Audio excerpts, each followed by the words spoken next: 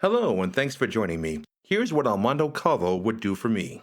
Listen, if I ever seen you on the street and you literally need a jacket, I would give you the jacket off my back. If I seen you on the street and you were kicked out, you got evicted and you needed money, you needed help of some sort, I would help you. I would do what I can in my power and ability to help you out. Almando, I don't need the jacket off your back. I don't need rent money. I don't need you to take a bullet for me or any of the other things you say you'll do for me. I need you to be intellectually honest.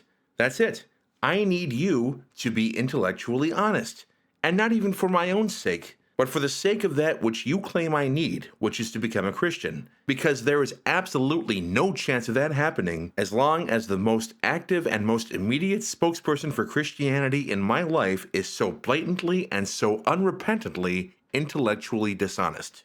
By the way, I intend for this to be the last Almando video I do. We'll see whether or not that happens, it's largely up to him, but for now, I'm planning for this to be the last. I know I've said in the past that I was going to refute the arguments in his book chapter by chapter, and I do still intend to do that. But because of the massive plagiarism in his book, it turns out that I can rebut every argument in the book without referencing the book in any way. The fine-tuning argument, the moral argument, the resurrection argument, all of those come word for word from other sources, and I can respond directly to those sources without using Almando as a middleman. The only thing Almando adds to the mix, besides things like, lavender and rose-scented candles, is the overall claim that X is evidence for God, and even if you can think of an alternate explanation for X, it's still God because I say so. So yeah, Almando did another long video, or rather live stream, in which he claimed that atheists are trying to destroy him. Why would we want to destroy a confused kid, even one who ticks us off? It's not like you pose a threat to the person, property, or even worldview of anyone around you. We're not trying to destroy you. If we were trying to destroy you, we would encourage you to follow through with this plan. I'm kind of open to sending my book to big names like Frank Turek, William Lane Craig, all these, big apologists. I'm very open to sending them my book. If there's anything in this whole mess that would destroy you, it's informing the victims of your theft of intellectual property that you have in fact stolen their intellectual property. With your words, I'm sure you would tell them that you were just elaborating or expounding on their work. But with your action, by sending them an actual copy of the book, you would be showing them, you would be demonstrating to them that you stole their intellectual property. Because they know about plagiarism even if you don't. Perhaps they would be merciful on you, perhaps not, but I'm sure that if you contact these people and send them a copy of your book, this would get their attention far more successfully than the atheists out there who have apparently been trying to contact Frank Turek and others to inform them of your plagiarism. I don't think they've had much luck. Either that or Turek simply doesn't care, for reasons I'll go into. Before going any further into Almando himself, I want to take a moment and talk about why plagiarism is wrong. And because Almando was a Christian, when he's not being a K-pop fan or an MMA boxer or a gaming live streamer, I'm going to talk about it from a Christian point of view. This presents a certain challenge for me since I don't have a Christian point of view, but luckily there are Christians out there who talk about it. I'm going to be presenting excerpts from an article called "What Does the Bible Say About Plagiarism?" This appears on the website gotquestions.org by CRMinistries, and although no individual author is credited, the article is copyrighted 2002 to 2022 by Got Questions Ministries. A link to the article can be found in the description.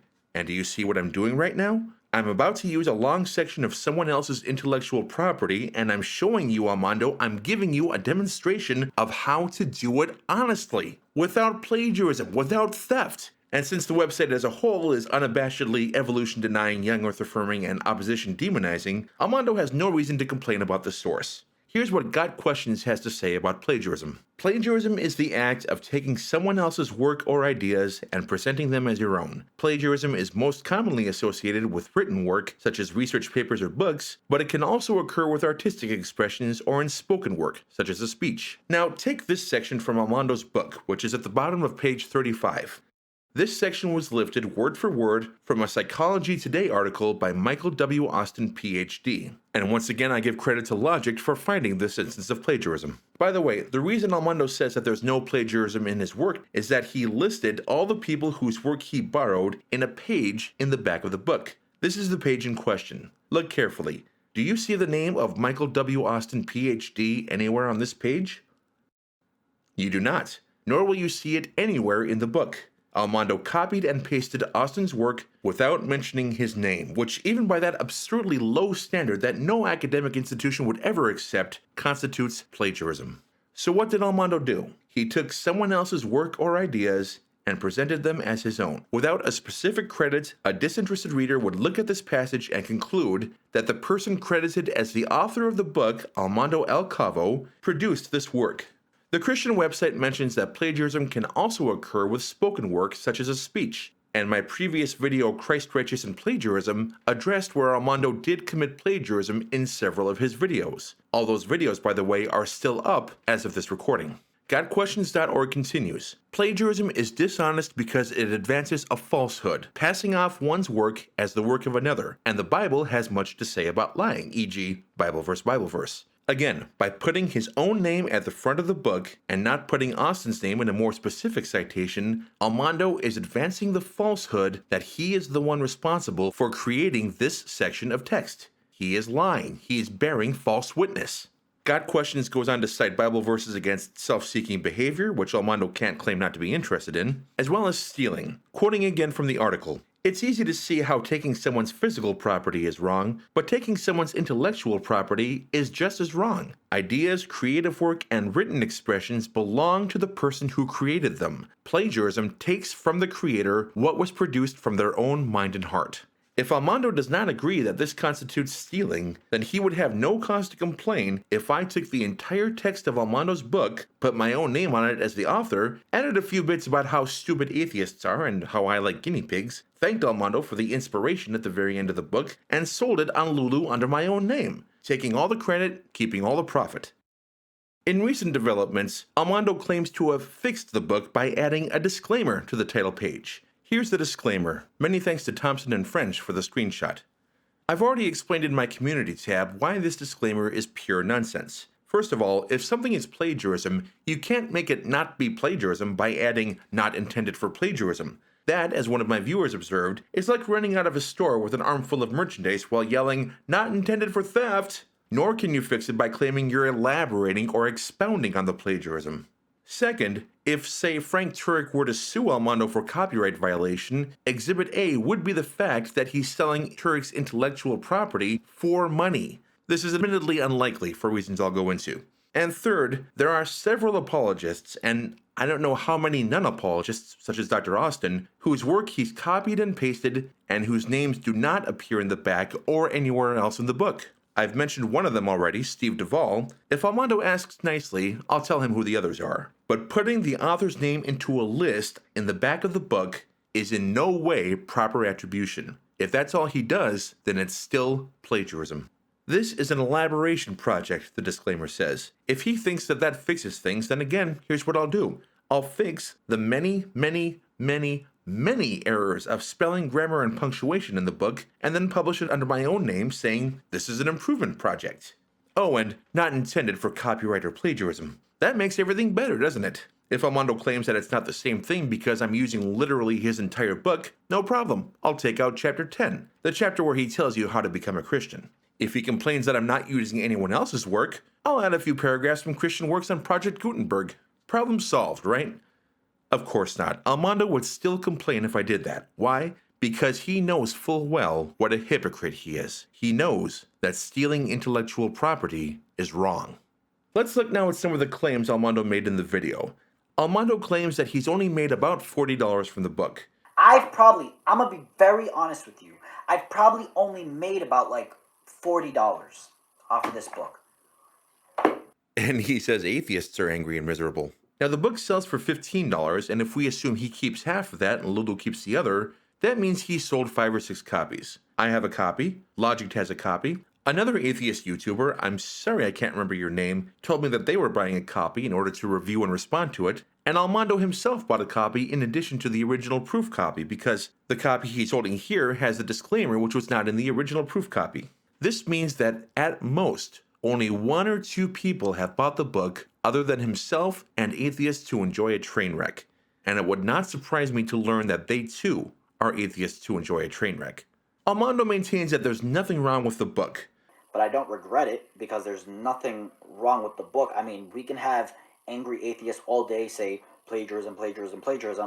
I've explained what's wrong with the book and why it's wrong, but to support the contention that there's nothing wrong with the book, he points to the fact that he has suffered no consequences. I know my legal rights. I know my rights. I know the law. It's childish. Okay? Don't you think I would have been got in trouble and been got canceled? But is that true? It's true as far as I know that he has suffered no legal consequences. Here's why. If you take the $40 he claims to have made and divide it evenly among all the parties whose intellectual property he ripped off throughout the course of the book, the damages to each individual party probably come out to about $1.25. If I lose $1.25 in revenue because someone plagiarized my work, it would not be worth my time to write up, sign, and send out a DMCA notice or a cease and desist letter, to say nothing of paying someone else to do it. And certainly it's not worth even going to small claims court. An exception might be made if I was worried that this might lead to further copyright infractions, which might actually lead to significant revenue loss for me. There's a legal line of thought that says if you don't protect your intellectual property from each and every little case of plagiarism, then you have waived the protections afforded to your work under copyright law. But what are we talking about here? We're talking about a sheaf of printer paper glued together with some glossy paper for a cover, sold by a print-on-demand service, which doesn't even appear on any search engines, meaning you can't buy it unless you have the direct link to the product. And it's a very long link. And even Almando himself isn't giving it out these days, for whatever reason. He's saying contact him directly for a copy. A threat to Frank Turek's business model, this is not. Frank himself might feel differently, of course, and he might issue a DMCA notice or a cease and desist letter at any time against Almando and Lulu, but I don't think any of us will be surprised if he doesn't bother. So much for legal consequences. As for ethical consequences, well, he's living through them now. Almando doesn't seem to have any aspirations for higher education, which is good because any college admissions department who does even a little bit of research on him will find the plagiarism. Or at least they'll find a bunch of YouTube videos claiming that he performed plagiarism. And those claims will be backed up by citations and screenshots. By the way, if you want some interesting reading material, go to the University of Toronto's website for academic discipline and search the case history by keyword plagiarism. You know what a tribunal is, Almando? It's a court, not convened by the government, but convened by the university. And they conduct trials in this court. And this website has records of literally hundreds of trials of students who were caught plagiarizing and or committing other forms of cheating. Look at the trial records and look at the punishments that the tribunal commonly metes out. 3-year suspension, 5-year suspension, expulsion even for first offenses. And in at least one case I've found, the university even notified the student's employer. Even if he never goes to college, Almando is harming his prospects for future employment. As for social consequences, I've only seen 5 or 6 YouTube users express any kind of support for him, and it's been established that at least half of them are Almando sock puppets. He actually had an amusing little conversation with one of his sock puppets in the comments of his own video. He claims that, the Dro for Jehovah isn't a sock puppet because he's doing stuff at the same time Almando is. But he isn't. The only Almando fan who ever shows up and chats while Almando is talking is a person named Jams for Sale. Jams pretty obviously is not a sock puppet, but everyone else, it's like Bruce Wayne and Batman. You never see them in the same room at the same time. You do see that they have identical writing styles. Almando does have a "the world hates me" mentality. His martyr complex, his persecution complex, is on full blast. And from what I hear, it actually predates the time when his channel was a Christian ministry channel. He's reinvented himself several times already, having once been focused on K-pop and MMA, and as we speak, he's looking to pivot over to gaming content. But the me against the world mentality seems to be a constant through all of it. Someday that will change, either because Almando will decide to grow up, or because the burdens of parenthood will force him to grow up. He repeated the claim that the book had been inspected, only this time he used the word reviewed. I covered that in my previous video about him. To the extent that Lulu reviews anything, it's to make sure they won't get sued. And when it comes to plagiarism, they're protected from lawsuits by the DMCA. As long as they take down material as soon as they get a proper DMCA notice, they're not liable. He expressed the opinion that we are not addressing the arguments that appear in his books and videos. The thing is that they're spending more of their time complaining about the book rather than trying to refute the arguments. They don't want to refute the arguments because they can't refute the arguments. The reason you think that, Almando, is first of all, you're not actually watching our videos. I have one video responding to the arguments in one of your videos, that's the one you copied and pasted word for word from a Filipino apologist, and 2 more addressing just the first chapter in your book. Second, if you're actually looking for responses to your arguments, then you're looking in the wrong place. You should not be looking for responses to Almando Calvo or Christrighteous. You should be looking for responses to Frank Turek and William Lane Craig and Greg Kokel and all the other people whose intellectual property you stole. Almando says he loves us. I can tell you in your eyes that I love you. I can tell you straight up that I love you. That's creepy. That's really creepy to hear. And what makes it creepy is not the fact that Almando is a Christian, but the fact that he believes that we atheists are literally the offspring of a supernatural entity who is evil personified. You guys are nothing more than spawns of the devil, children of the devil. Your father is the devil. Imagine the most evil person you possibly can.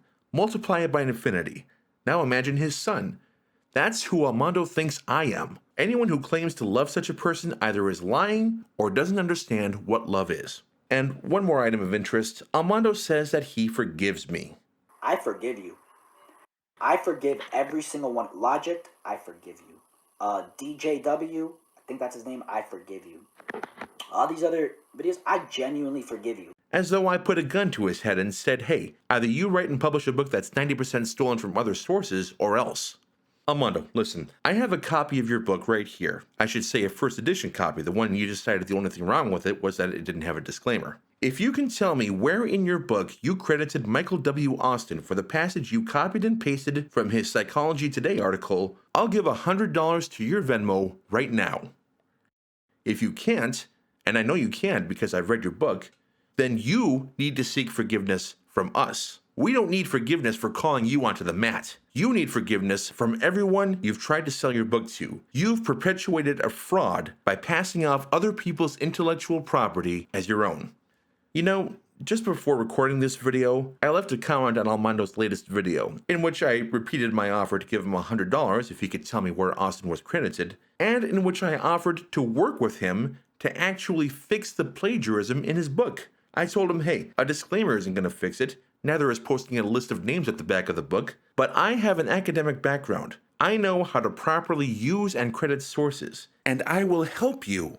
Not for money, not for kicks, just because I don't like seeing plagiarism exist. I will help you turn your book into an intellectually honest product. Then we can actually talk about how strong the arguments are. Doesn't that sound good?